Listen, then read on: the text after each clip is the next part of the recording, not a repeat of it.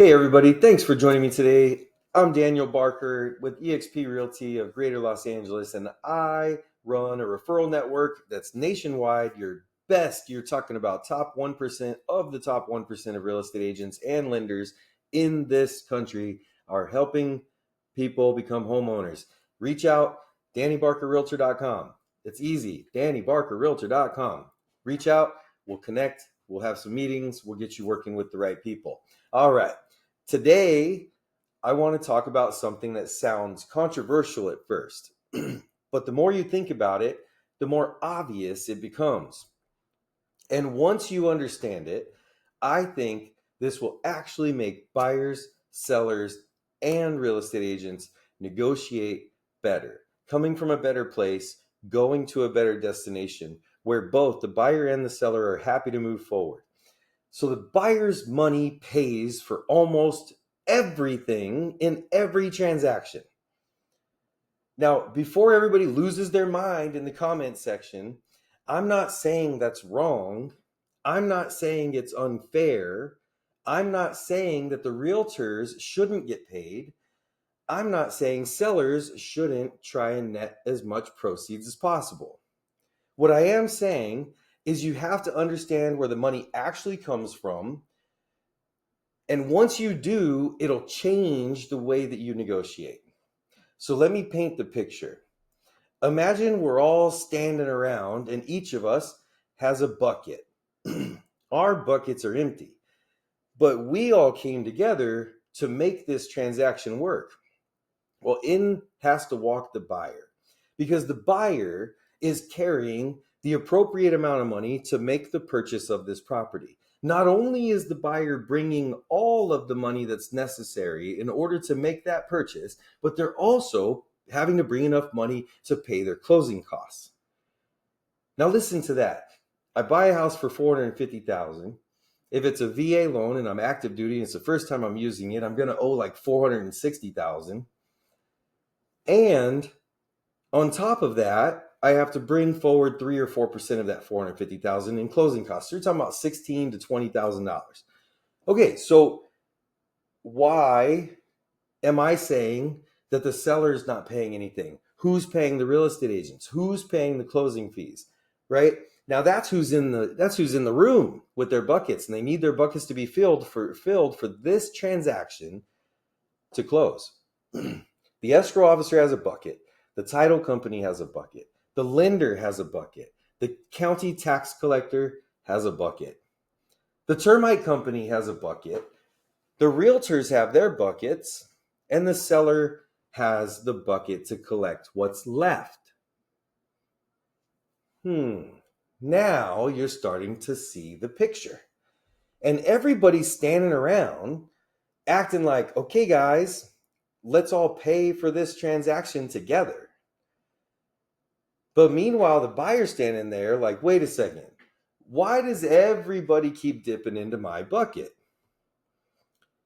That's basically what escrow is. That's what everybody's doing during escrow. They're spending the buyer's money. Now, yes, sometimes the sellers have to pay for stuff out of pocket. Maybe the HOA documents. Those are getting pretty expensive these days. Here in San Diego, we're looking at $800 to $1,500. Just boom, gone. At least that doesn't have to come from the buyer's bucket. But wait, does it? Not right away, but I'm sure the seller wouldn't do it if the buyer didn't bring enough money for it to make sense for him to do so. I'm not going to spend $1,500 on HOA docs and then make no money. I got to get a return on my investment. Maybe there's some repairs before closing that have to happen. Got a VA loan. Can't buy a VA loan if the weather and bugs are getting in, if there's mold present, or if there's wood damage on the house. Right? I'm not saying that that's where it ends. I'm just saying that's the stuff I'm looking for when I'm out there in the property with you trying to figure it out. But most of the major expenses, they're usually deferred until the closing. Even the termite guys sometimes, they'll do $10,000 worth of work. They'll do $4,000 worth of work and order a $6,000 tent. That $10,000 is coming from the buyer's bucket because those guys will gladly do the work and wait a couple of weeks to get paid. But then suddenly, splash, everybody's buckets are filled. Escrow closes, everyone celebrates, everyone gets paid. And again, I'm not saying this is a negative. Actually, I think this understanding creates the confidence that I have. Because buyers sometimes walk into negotiations emotionally confused. They think the seller is paying my closing costs, maybe, but where's that money coming from? The buyer's loan, the buyer's down payment, the buyer's wire for his deposit and closing costs and down payment. The money enters escrow because of the buyer. It comes from the buyer. Then escrow distributes said money according to the contract. Now, why does this matter? Because framing matters. Let's say the house is listed at $500,000 and the buyer says, I want $10,000 in my closing cost credits. No way, I'm not paying your closing costs, says the seller, even though he's using the buyer's money to do it. The seller may almost net the same amount if he were to just say, well, how about instead of buying it for 500, you could buy it for 510 as long as the appraiser agrees. We can bump this price up. You'll owe more money. You'll bring more money to closing. And then it won't matter to me because my bucket will receive the same amount if you do 510 with 10,000 back or 500 with nothing back. And remember that I just said back. Do you see? Everybody's out there already using the language. The lender is even using the language. They have lender credits. And when I bought my Guam house, I took a 4% interest rate instead of a 3.75. They paid $8,900 to my closing cost. I was like, what a bunch of dummies. Nope. They used my money to do it. Right? That's where it all comes from. The buyer can lower his amount of money out of pocket. You see, because we know with inflation and with what we can do with our money to make more than our interest level is on our house, that we can actually earn and outpace what it costs to do business. So if I can roll closing costs into the closing statement, into the price, and the seller's bucket still gets enough money for him to be happy to move forward, I would do that 100 times out of 100 times. There's not one time that I would say, no, I'd rather take the lower price. I know people who have, and I know why they did it. And I agree that the reason that they did it benefited them exactly how they wanted it to. Because here in California, our property taxes are based on the price that we buy the property for. So if you're buying a property with cash, you should really consider saying, hey, all that stuff that the seller usually pays, I'm just going to pay that out of my checking account. And I'm going to give a separate wire for all of the purchase amount. So instead of 500,000 with the seller paying all of that stuff with my money, I'm going to offer you 480, and then I'm going to pay the $20,000 stuff on the side. Fair? Great. Now the assessed value for my property taxes are going to be based on a price that's $20,000 less. Well, that can add up. 2% of $20,000 is $400. So if your property taxes are 2%, that's $400 every single year that's not going to get paid by us, right? So now you save that money. That's why it's smart to remember that everybody's using the buyer's money to pay for everything. And you say, hey, Danny, haven't you bought properties and people got paid and debts got paid off? And I would say, yeah, absolutely. That happens. With the VA loan and the right real estate agent, you can make that happen for you. But here's the trick. They're using our money. We're borrowing every penny that's being used. So we have to pay it back. No, so now they're not just using our money. They're taking a loan in our name to get paid. My property taxes are higher because of them. What is this game that we're playing? What is this system that we're operating in? We're in the age of AI, and I'll tell you, all real estate agents are going to be like, "Hey, yo, don't make content like that. What are you doing?" Right? But I'll tell you right now, I'm smarter than any AI that has been exposed to me so far. The product, when I ask it for something, comes out and it's not what I wanted. It's not how I wanted it. It's not the size. It's not the color. It's not any. They don't get anything right. Hell, Claude's not even allowed to spell words. Weird. Got an ignorant AI. Doesn't know how to read. So back to everybody's buckets being filled by the buyer's money. The allocation changed. That's why understanding money flow matters more than emotional wording. This is also why experienced realtors become extremely valuable. And that's where I'm bringing it in. Because AI is not doing this. It's not going to do this. It can't. Because experienced realtors stop arguing emotionally and they start structuring the deal. That's the difference. Structure, plan, not emotions, argue, firm, stern. Oh, you don't want to be an escrow with her.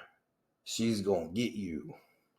Nah, I don't want to work with nobody like that. And as a matter of fact, if you're working with a hostile, aggressive real estate agent in this market, you should fire them to let them know to put their resume out there and figure out what industry and what field and what job are they going to be doing in the future. Because it's easy to be aggressive and it's easy to be angry and it's easy to argue just to argue, to confuse the situation. But the real professionals are out there structuring deals. That's why we have to have the right realtor in place. And we are arguing over where the money gets directed. That's a huge difference. Because strong negotiators understand that sometimes we are not arguing over whether money exists, right? Loop it back. We're actually arguing about how it's going to travel, how it's going to flow. And honestly, I think buyers become more confident once they understand this concept. Once they know it's their money, you can get real strong, right? But don't go too hard. That will make it undesirable and it's going to affect your deal. Because they stop feeling like they're begging and saying, I would like that to be fixed, and credits to my closing, please.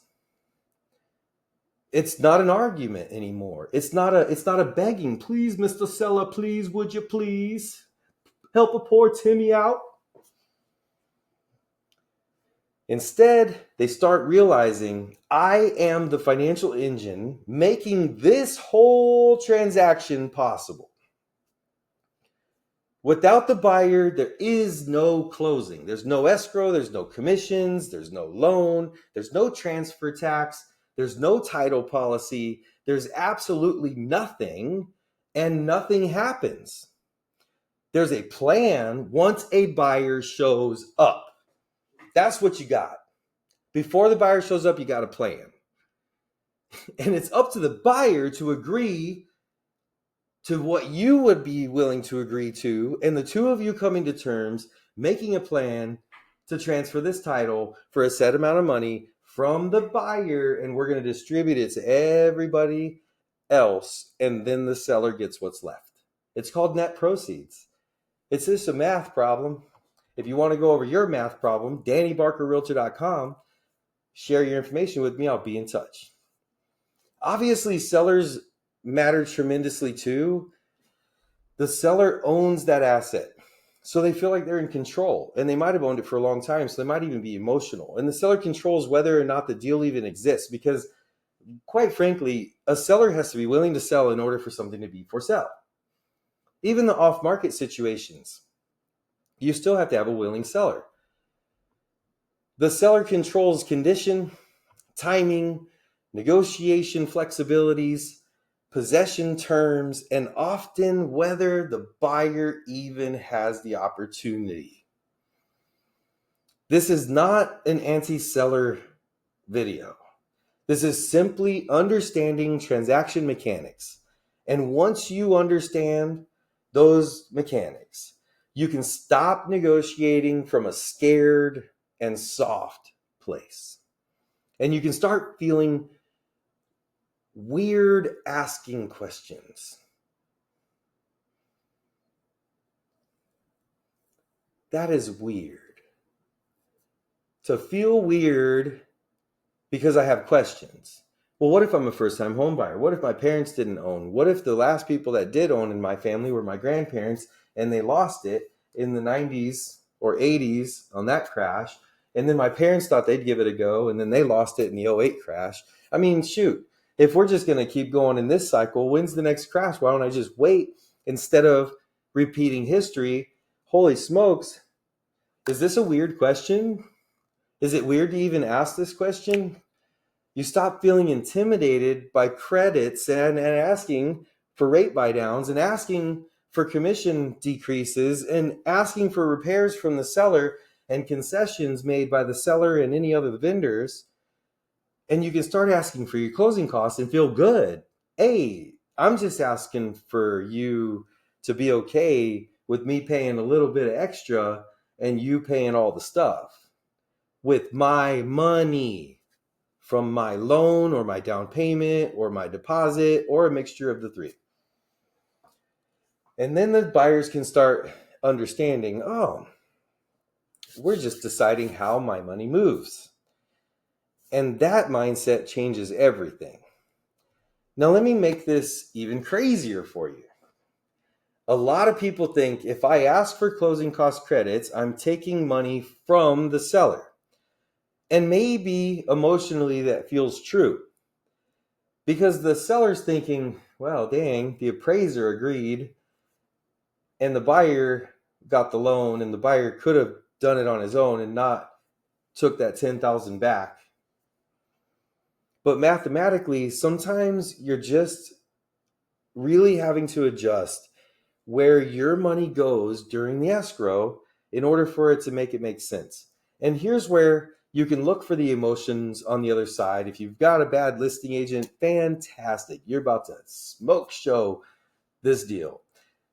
And then you've got the seller who gets a little bit, I've even had sellers say, well, if they need help with their closing costs, that means that they can't afford it. And I'm going to protect my country and them from overextending themselves. It's not up to you, seller bro. All these professionals and all these institutions, and hell, even the mortgage insurance people are on board with giving this guy a loan. It's not up to you to tell him no. And it's his money. That understanding alone can make the buyers negotiate more confidently for the rest of their lives. Anytime you see anyone negotiating for anything, you should always remind yourself and them that it's just a matter of how much of the buyer's money is going to come into the equation and how that money is going to get distributed as to whether this deal makes sense or not. But the buyer should always stand confident knowing that that's their money being used. Most people never have anybody explain this to them. I didn't. Hell, I just believed it for the last 3 years. And whenever I would tell people this, they don't understand. But hey, I gotcha. You're almost 20 minutes into this video. And I feel like you're wanting to know, wow, this really could be it. I've never heard this before. Or I was thinking the same thing. This is BS. Why are these sellers acting like it's their money? They'll never see it. They'll never owe it back to the bank. And if you're selling, this will help you understand how the buyers should be thinking. And if you're a realtor, help your clients understand the mechanics instead of just repeating the emotional talking points that you're listening to your coach and you're hearing on your Zoom calls and your masterminds.